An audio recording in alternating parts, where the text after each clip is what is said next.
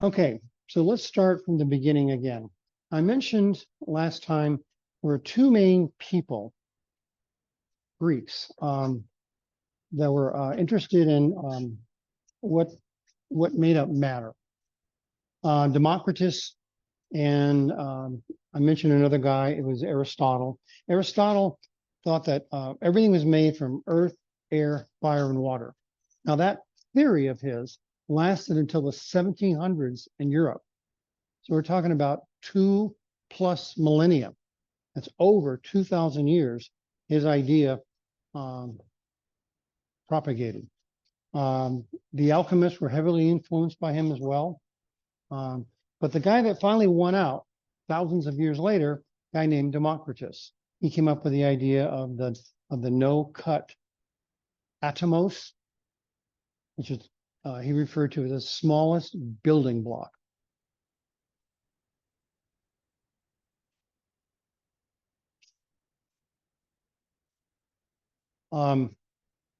Before real science, the alchemists kind of ruled, and their main goal under the kingdoms was turning cheaper metals into gold.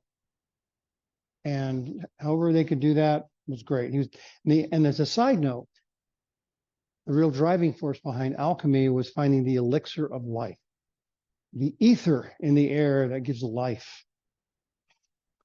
And these were very powerful people because they could do stuff very few other people could do at the time. That's one of the reasons why it failed. They kept their own language, basically, because that's where power resided. And because they did that, you couldn't reproduce what they did. That was a big deal. The other thing is they couldn't. Other people could not repeat what they've done. They didn't have a concept of the scientific method developed by then, and they just would do random stuff, and everyone would be wowed by it. But the village, 2 days away, had no idea what they were doing or could repeat it. So those are the two failings of the alchemists.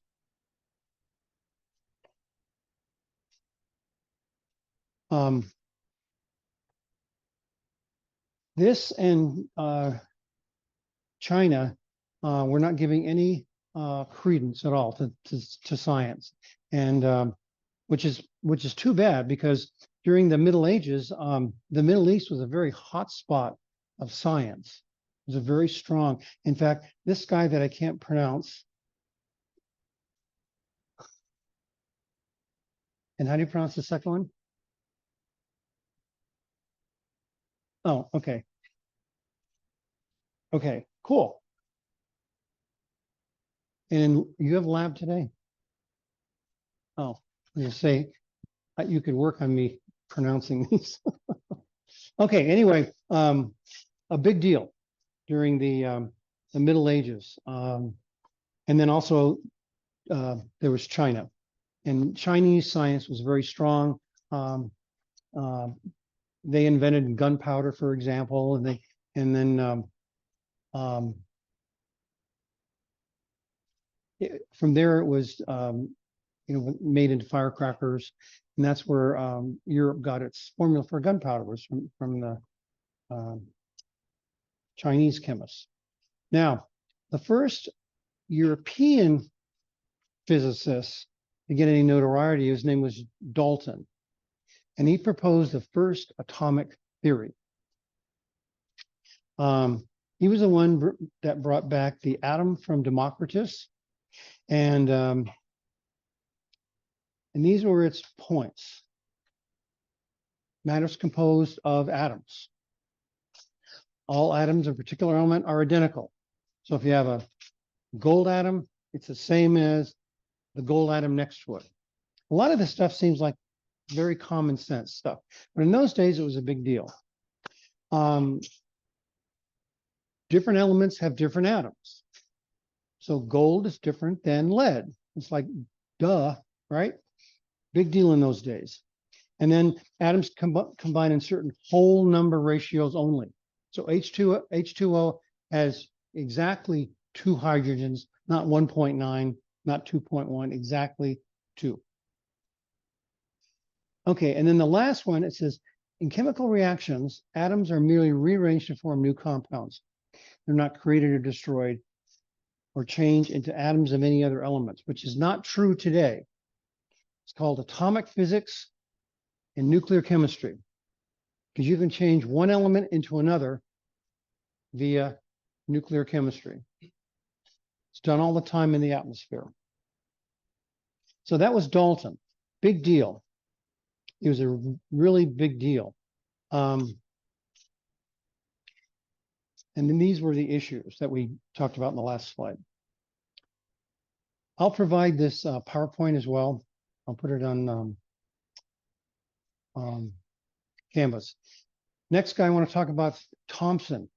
He came up with the idea that there are charged particles inside the atom, negatively charged particles, and he invented and developed the plum pudding model. Now, there's no organization there other than there are particles in there called electrons.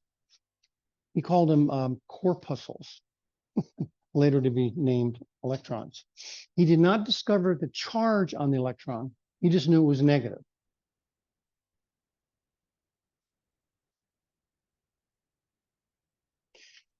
Now, the other thing that's interesting is the atom was neutral, and he discovered negative electrons.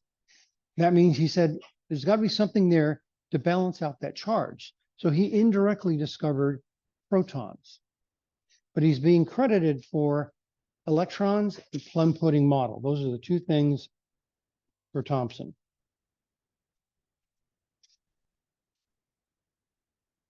Millikan determined the actual charge on the electron.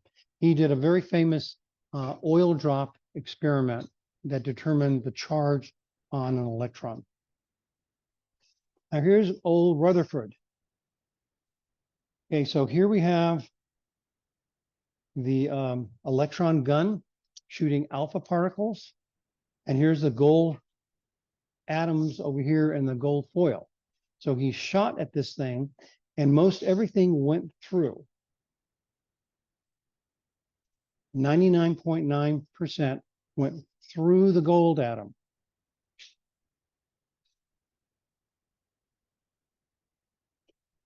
A few bounced back. And he theorized that all the mass was located inside this little tiny area, and he called the nucleus. And again, I want to emphasize how small the nucleus is. I talked last time about a football stadium, and you have a marble in the middle of it. And that's how big, or actually small, the nucleus is compared to the whole atom. It's horrendously small. Yet all the mass is located there, except for a very small amount of mass in the electrons. Now, as you know, protons are positively charged. Positive to positive wants to repel and not stay together. So there's something called a nuclear force that keeps those protons together. And it's a very strong force. Sometimes it's called a strong force, and there are weak forces in the universe. One of the strong forces is the nuclear force.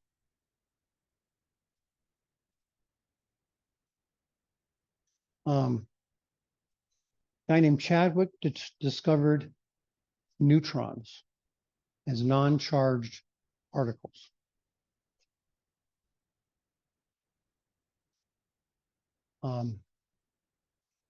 This guy, Ashton, discovered what there exist isotopes. And as you know, isotopes have the same number of protons, same number of electrons, but differ in the number of neutrons.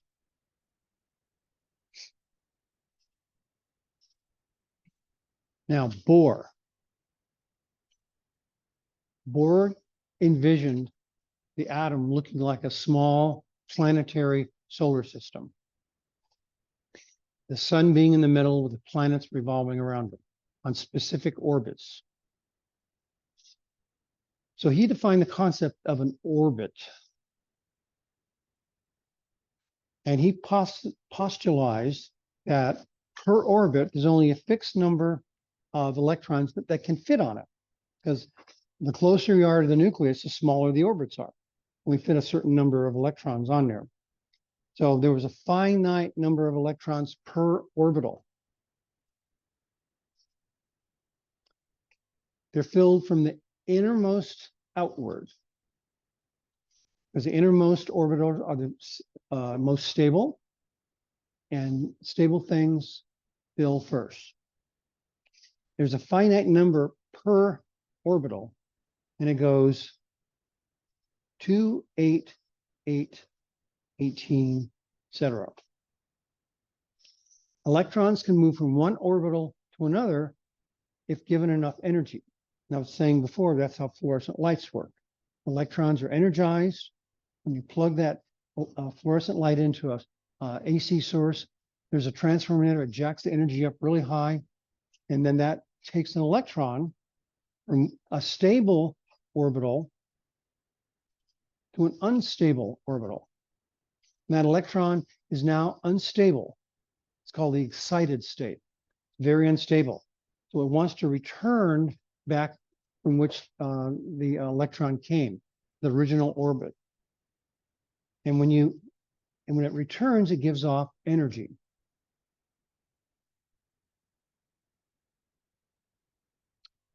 Okay. Right now, the current model is the quantum mechanics model, and it's a weird one. It's kind of hard to understand. It's basically, there are no orbitals, like planetary orbitals.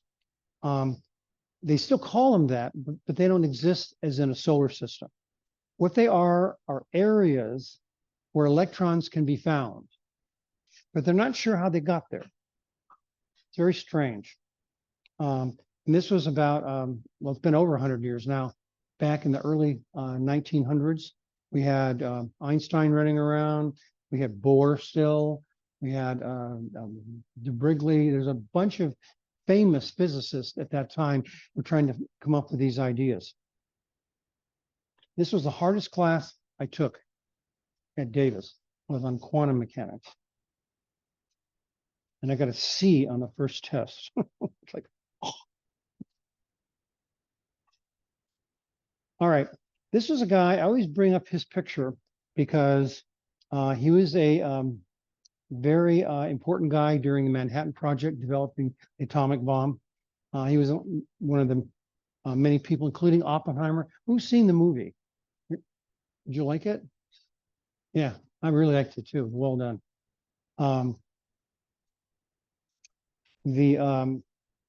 In graduate school, you usually have to participate in a student seminar.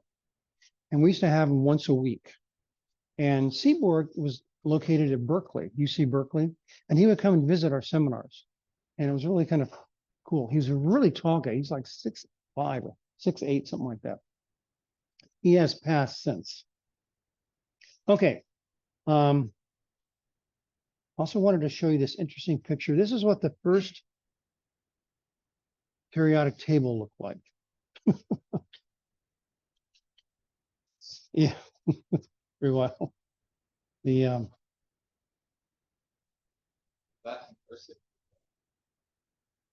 no, it's not in cursive. It's in Russian. Oh. So it's called Cyrillic, right? What is it called Cyrillic? Huh? Cyrillic? Cyrillic? No, Cyrillic. Okay. Okay. And of course, this is what the modern periodic table looks like. Notice this one doesn't look like the one up there, does it? That's because this piece in the middle here, that's blue in color, was taken out, and then the rest of it was shoved back together because it was too hard to work with like that. Okay, so that's